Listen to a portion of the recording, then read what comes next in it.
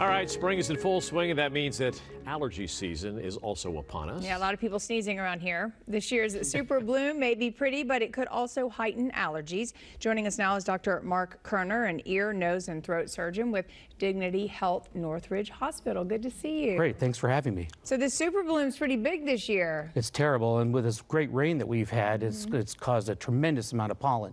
And the pollen counts are probably about as high as they've been in many, many years around here. So how do you know when it's an allergy or sinus infection or a cold? Great question. So really the allergy symptoms are very, very similar to a cold or a sinus infection. It's really congestion, runny nose, headaches, facial pain and pressure. And when they persist, they can then go on to become a sinus infection. So how do you know, though, the difference? That it's not a cold. Well, not a cold. Well, usually a cold will last just 3 to 5 days. Okay. And a sinus infection will typically last a little bit longer. So that's something then we consider, something that needs to be treated with antibiotics.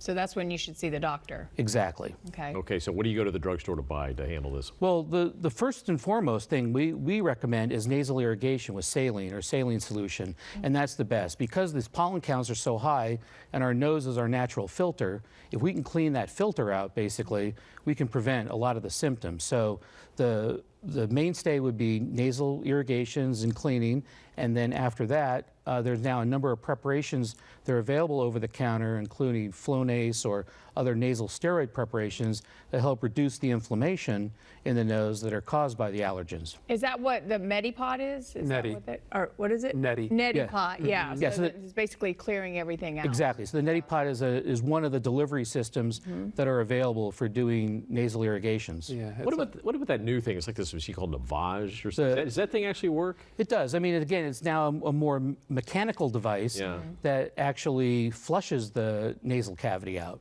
So, and they're all effective, and they're all a number of different devices, and really whatever you're comfortable with is really what's effective for you.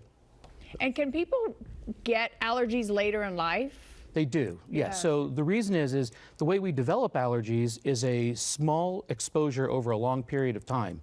So it takes a while to actually develop that for our body to produce the antibodies that result in the allergic reactions. Yeah. And then we were talking about asthmatic symptoms. Those are more, I would imagine, severe. Yes. So asthma is an allergic disease. So people that are prone to allergies may also develop asthma-type symptoms. And people that have asthma do get worse when the allergy season is in high bloom. Yeah, and then you do allergy shots. Is that how you maintain that? Yeah, so one of the treatments, other than the topical treatments and some of the medications, some of the oral antihistamines or decongestants, is desensitization using allergy shots, where we can identify what you're allergic to and then give that back to you in very small doses to allow our body to create antibodies that block the response. And then hopefully not have to deal with that ever again. Exactly. All right. Well, you won't believe this. The whole time we were talking, my nose is like, and I don't have allergies, but just talking about it, I'm like, I'm about to sneeze. But maybe you do now. No. All right. You can learn more about Dr. Kerner on his Facebook and Twitter pages or by heading to markkernermd.com. Thanks for the info. Yeah. Thank you. Appreciate it. Thank you. Everybody needs it this time of year. All right.